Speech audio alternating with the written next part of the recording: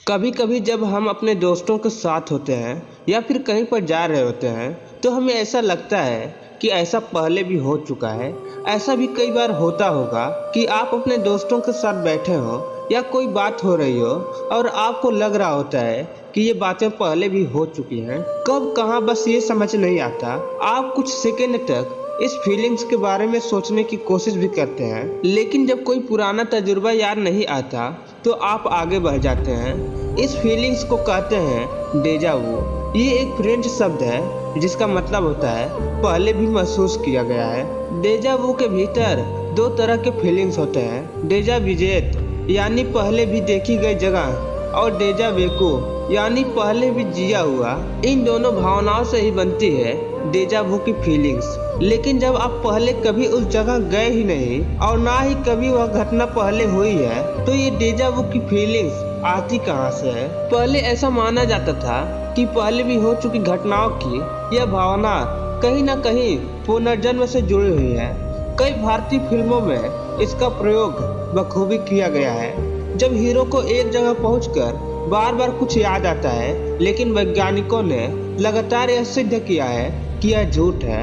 इस पूरे घटना का वास्ता हमारे दिमाग के सोचने और यादें संजो कर रखने से होता है। लेकिन शब्दों के खेल ने उठाया इस रहस्य से पर्दा। 2016 में वैज्ञानिकों और ओकोनोर टीम ने कुछ लोगों के साथ प्रयोग किया। उन्होंने इन प्रतिभागियों के सामने कुछ शब्द कहे जिसे उन्हें याद रखने के लिए कहा गया। कुछ देर बाद हर प्रतिभागी से पहले सुने हुए शब्दों के बारे में पूछा गया, लेकिन यही एक पेंच था।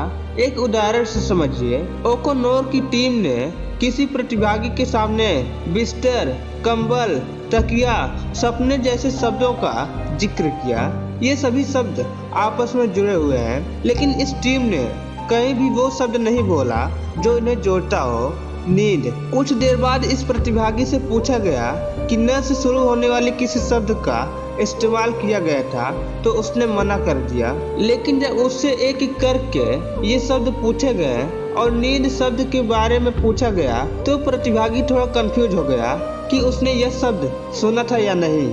कुछ देर सोचने के बाद उस प्रतिभागी ने कहा कि उसने नींद शब्द भी सुना था।